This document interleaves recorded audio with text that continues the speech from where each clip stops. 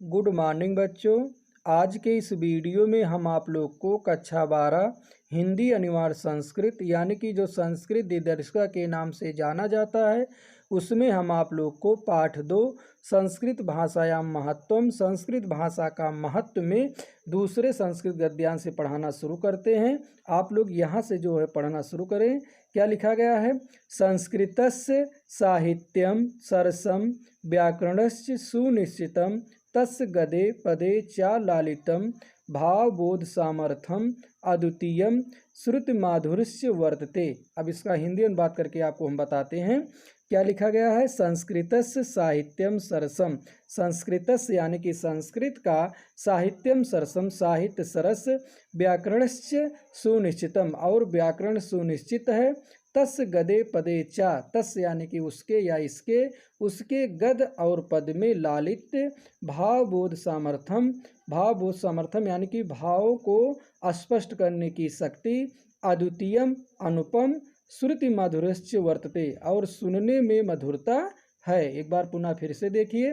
संस्कृतस्य साहित्यम सरसम, संस्कृत का साहित्य सरस, व्याकरणस्य सुनिश्चितम और व्याकरण सुनिश्चित है, तस्य गदे पदे चा उसके गद और पद में लालित, भाव बोध सामर्थ्यम भाव को स्पष्ट करने की शक्ति, अद्वितीयम अनुपम, श्रुति माधुर्य वर्तते और सुनने में मधुरता है। आगे देखिए क्या लिखा गया है। किम बहुना चरित निर्माणार्थम यादृशी सत प्रेरणा संस्कृत वाग्मयम ददाति ना तादृशम किंचयंत।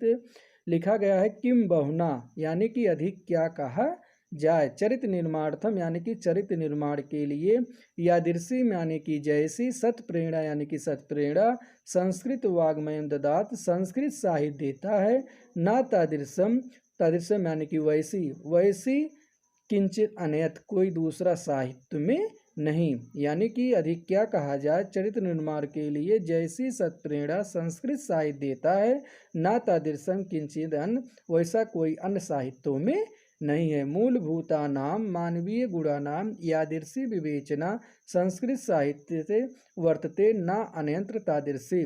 मूलभूता नाम मूलभूतों के मानवीय गुणों की यादृशी जैसी विवेचना संस्कृत साहित्य वर्तते संस्कृत साहित्य में है, ना अन्य तादृशी वैसा कोई अन्य साहित्यों में नहीं है। दया दानम शौच्यम, दया दान शौचम यानी कि पवित्रता, दया दान पवित्रता, औदार्यम यानी कि उदारता, अनुसूयम यानी कि निंदा, क्षमा अन्य चा अनेके गुणा और अन अनेक गुण, अस साहित्य अनुशीलन संजायन्ते इस साहित्य के अध्ययन से माने जाते हैं। अब इसका एक बार पुनः आप अर्थ देखिए।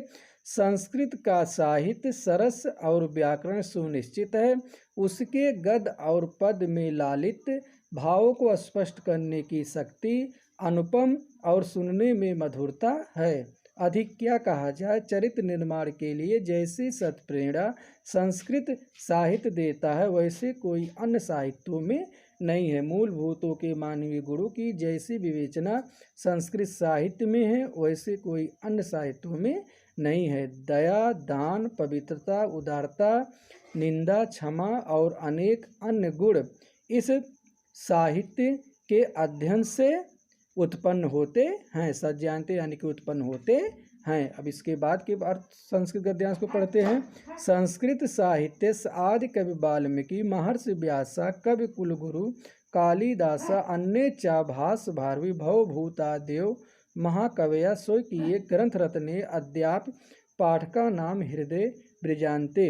अब इसका अर्थ देखिए। संस्कृत साहित्य संस्कृत साहित्य के आदि कवि वाल्मीकि महर्षि व्यास कवि कुलगुरु कालिदास अन्यचा और अन्य भास भारवी भवभूत आदि महाकवया स्वकीय महाकवि अपने ग्रंथ रत्नों के द्वारा अद्याप पाठ का नाम आज भी पाठकों के हृदय ब्रजान्ते हृदय में विराजमान है। इयं भाषा समाभि यही भाषा हमें मातृ सम्मानीय वंदनीय चा माता के समान सम्मानीय और वंदनीय है। इयं माने यह भाषा माने भाषा समान माने हमारी मातृ सम्माने माता के समान, यही भाषा या यह भाषा हमें माता के समान सम्माननीय और वंदनीय है। यतो माने क्योंकि भारत माता क्योंकि भारत माता की स्वतंत्रता, गौरव, अखंडत्व, संस्कृत एकत्व और संस्कृत की एकता संस्कृतेन सुरक्षित शक्यन्ते, संस्कृत के द्वारा ही सुरक्षित किया जा सकता है। इयं संस्कृत भाषा सर्वासु भाषासु प्राचीनतम श्रेष्ठम च अस्ति। इयं यानी कि यह संस्कृत भाषा यानी कि संस्कृत भाषा सर्वासु भाषासु सभी भाषाओं में प्राचीनतम श्रेष्ठम च अस्ति प्राचीन श्रेष्ठ च अस्ति और है। ततः सुश्रुतोत्तम इसलिए ठीक ही कहा गया है। भाषासु मुख्या मधुरा दिव्या गिर्वाण भारती इति। भाषाओं में मुख्य मधुर और अलौकिक गिरवाण भारती यानी कि देववाड़ी संस्कृत भाषा है। सभी भाषाओं में मुख्य मधुर और अलौकिक गिरवाण भारती यानी कि देववाड़ी संस्कृत भाषा है। अब इसके बाद एक बार पुनः हम इसके हिंदी अनुवाद को बताते हैं, आप लोग ध्यानपूर्वक सुनिए। संस्कृत साहित्य के आदिकवि वाल्मीकि, महर्षि व्यास, कवि कुलगुरु कालिदास और अन्य भारवी भवभूत आदि महाकवि अपने ग्रंथों के द्वारा आज भी पाठकों के हृदय में विराजमान है। यह भाषा हमारी माता के समान सम्माननीय और वंदनीय है, क्योंकि भारत माता की स्वतंत्रता का गौरव, अखंडता और सांस्कृतिक एकता संस्कृत के द्वारा ही सुरक्षित रखा जा सकता है।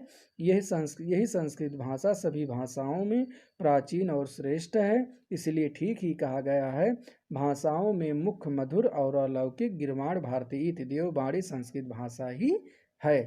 तो आज का वीडियो यहीं पर समाप्त होता है। तब तक के लिए धन्यवाद।